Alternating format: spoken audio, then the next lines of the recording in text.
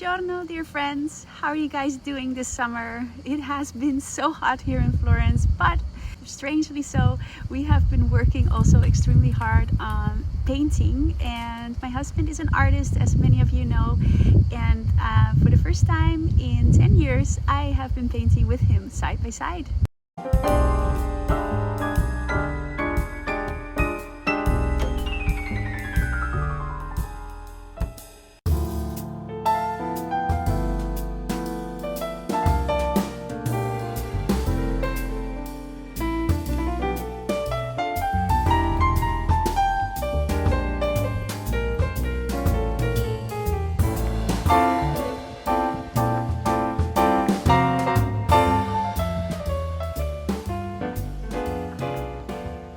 I think being in Florence surrounded by art and beauty is very inspiring, and how everybody here appreciates art, and it just has calmed me down to really take the time and go through the process. Also just feeling comfortable with the fact that you create something without thinking of the outcome, without thinking of that it has to be good or not good, like, you know what I mean, just going with the flow.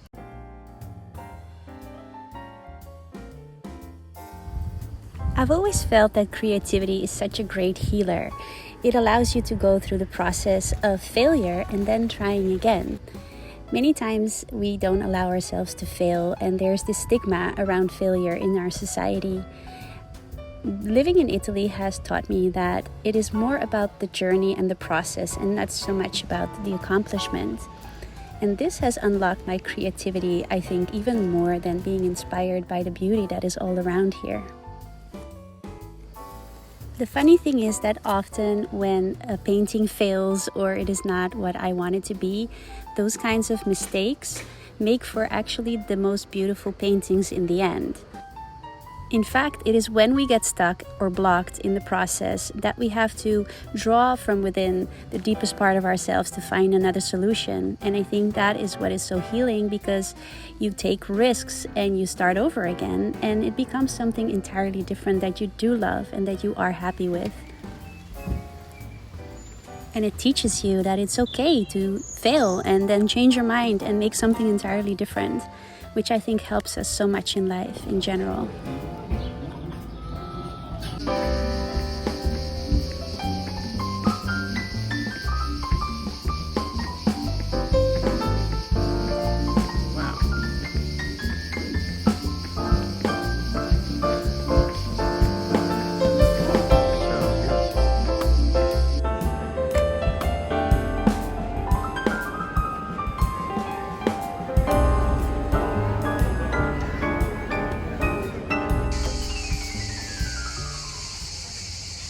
Another thing I've been super excited about in the last few months is my passion for astrology, which I have always been intrigued by. And since I was a little girl, there was this friend of my mom that was an astrologist, and she did my horoscope when I was like 8 years old or so, and I've always been fascinated.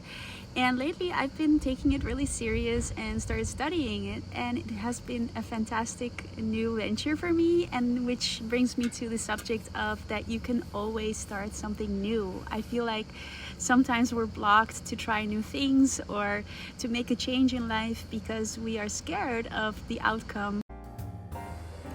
I have learned that just by taking that first step, that initial initiative and inspiration, and following that will lead you to the next step and the next step. It's a question of trusting the process, however cliche that might sound, but also trusting that if you change your mind or if you end up in a blockage, you can always go another route, you can take another road, and you end up somewhere else than you might have thought before, and that's okay. Because in the end, life is too short not to explore.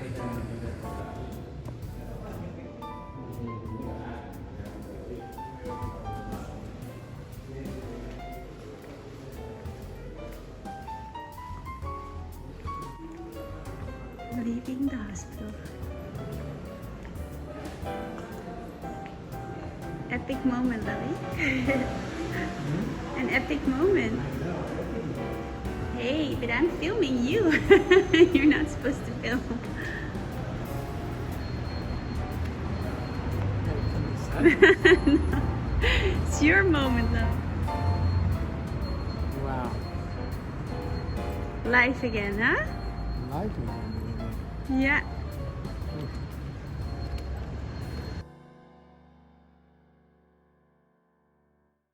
Lately, we've had some real health crises with my husband. In fact, he has been in the emergency last week, and it has been very shocking and scary. Luckily, he's okay now, but it also makes you realize, like, we have no idea what's around the corner. You know, tomorrow could be something entirely unexpected.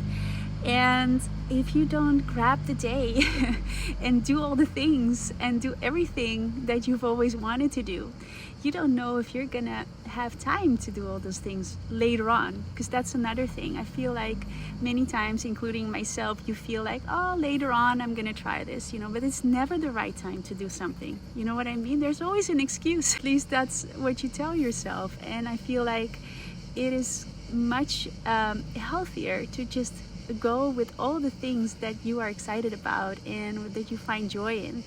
And I know that it's not always possible. You know, sometimes we have bigger responsibilities and you need to stick with that. And it might seem like a luxury, but it isn't really a luxury, because there's always time for trying a new hobby, even if you do it at night. You know, if you come home from work, you try to write something or make some music or whatever your interest is, or go on a dance course like you've always wanted to. Whatever it is, just follow that passion, because again, we have no idea how much time we have here. So that was my message today. Hope you enjoyed this video, and if you did and you'd like to see more content about life in Italy, slow living, creativity, living your passion, follow me and subscribe to my channel, and I'll see you in my next video. Arrivederci. Ciao.